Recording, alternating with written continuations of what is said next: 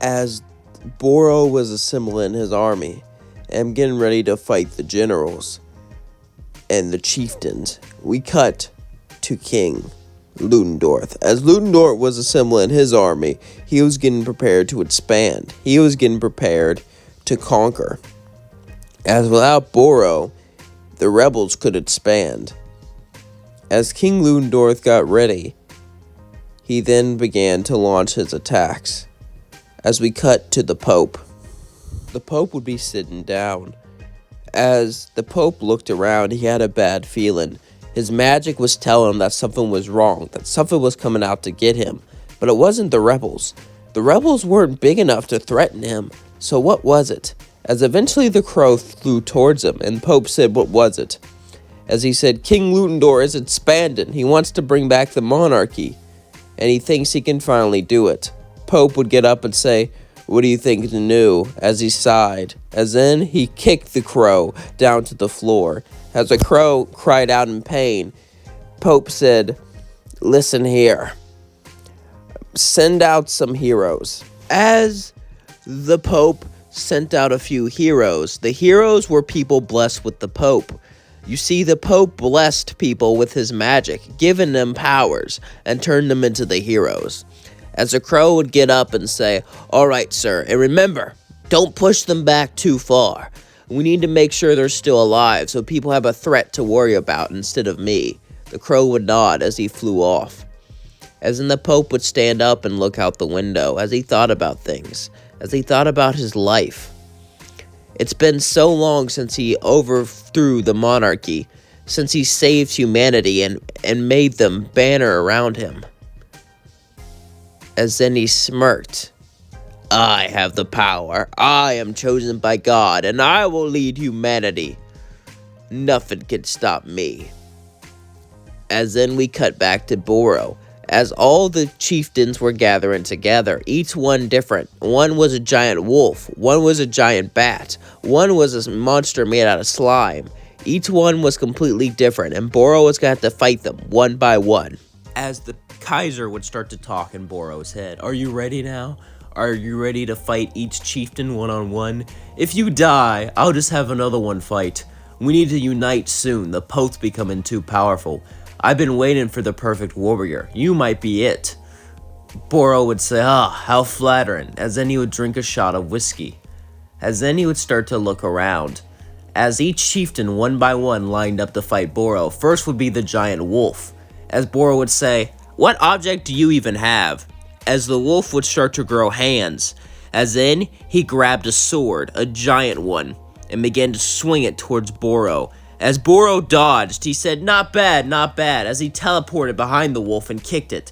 The wolf kept swinging over and over. The wolf was fast, but Barou was more agile, and if Barou got hit once, he would be doomed. However, he began to summon his inner strength. He then started to think about the Pope. Think about what he did to him. He took away his childhood. He took away everything from him. He turned him into a monster.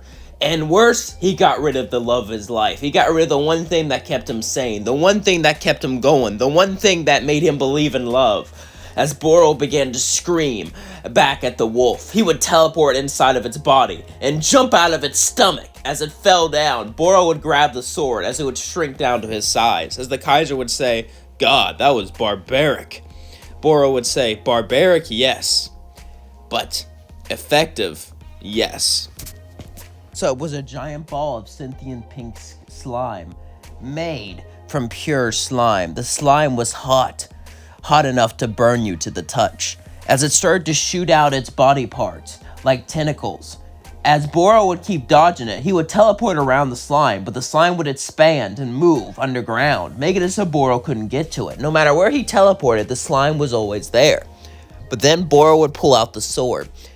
As he waited for the slime to get closer and closer, as then he spun as fast as he could, making a tornado as he went over to the slime, destroying it. As the slime dropped a ring, as Barou picked up the ring, he felt more power course through him. As then Barou was able to grow tentacle-like slimes from the ring. Interesting. Bring me my next opponent. As Barou himself was ready to fight, someone would fly towards him, as it was a giant bat. as the bat screeched at Barou as it opened its mouth, ready to devour him. As the bat flew, he then began to swing at Barou with his strong-like claws. As he would fly in each time, Barou would grab it with its tentacle-like slimes and try to pull it down. But the bat was fierce, and even with this was able to struggle and screech at Barou, sending him flying with his atomic breath. As Barou got back up, though, he began to cause a tornado, but the bat flew down the center and grabbed him. As he was about to eat him, Barou would then shoot slime into its mouth, filling it until it blew up. As Barou fell to the floor, the bat would drop a chest plate. Barou would say, "Where did he even keep that?" The Kaiser would say, "With the magic, we're able to absorb it into our bodies, even if we can't wear it." As Barou would then put on the chest plate, suddenly he could grow bat-like wings. As Barou would fight chieftain after chieftain, and each time he was victorious, until he united all the tribes under him. As he gathered up his armies, he would walk up to the magic wall, the barrier. Giant wall began to shake and tatter, as Barou simply touched it with all of his armor, as he began to put his magic into it. The magic imbued in there for centuries, stopping anything from destroying it, stopping anything from flying through it, except for those the Pope threw down. Suddenly, the wall broke. As the wall began to tear apart, Barou and his armies began to march in, as he led an army of monsters. As Barou would go to village, most of the places near the wall were just small villages and didn't have much of a defense. As he went to the villages, he forced those who could fight into his army, or destroyed them. As he left a few alive in each town, so they can govern. As he wanted to make a legion, his plan was to make a horde, conquering place to place. Each town they conquered would gather more soldiers, until he defeated the Pope. Then he'll mix both cultures and creates a new nation. As Barou did this throughout most of the villages, he would have a few human soldiers, nothing to write home about, but it was noteworthy until he reached his first challenge, the city of the mountain. But this mountain town was special to Barou. It housed his father and was his old home. As part of Barou wanted to burn it down forever, to forget the past. But it was time for him to take it. As his legion surrounded the town, he began to march. As a hero was there, his name was Nixon. As Nixon would see the army, he would talk to the guards, distract them while I take down Barou. You really think you can do it? I don't know, but I have to, for the Pope, as then he left. The guards would be frantic. The garrison was small, but they had a great wall and a strong army for what it was. They would try to get as many people as they could to fight. As then they found someone, Barou's dad, as now he was an old man. As the guards would burst into his house, he would look at them and begin to yell. Alex was his name. Alex didn't want to go anywhere, but they forced him to. As the guards would take him out, they would begin to speak with Barou. As Barou's army went around the wall, one of the guards would say, "Stop! If you attack this city, we'll get rid of your father." As in, he grabbed him, as Barou said, "My father's dead to me anyway. Drop him." As this shocked the guard, as Alex would say, "Oh, son, look at what you've become, a monster, a freak." As he cried, "I can't believe you become such a thing," Barou would say, "I became what you made me." As then a flashback would occur, as Barou was simply a child, dancing in the room.